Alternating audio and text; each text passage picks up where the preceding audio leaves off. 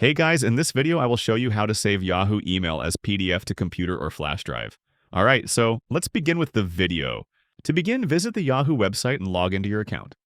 Once you're inside, locate the specific email you want to save as a PDF and open it. At the top of the opened email, you'll see a printer icon. Click on it to start the saving process. A new window will appear with printing options, and here you'll need to focus on the destination field.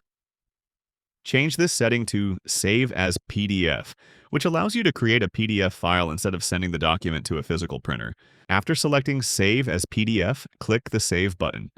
A prompt will open asking where you want to save the file on your computer. Choose any folder you prefer, or if you've plugged in a flash drive, you can navigate to that drive and save the PDF there.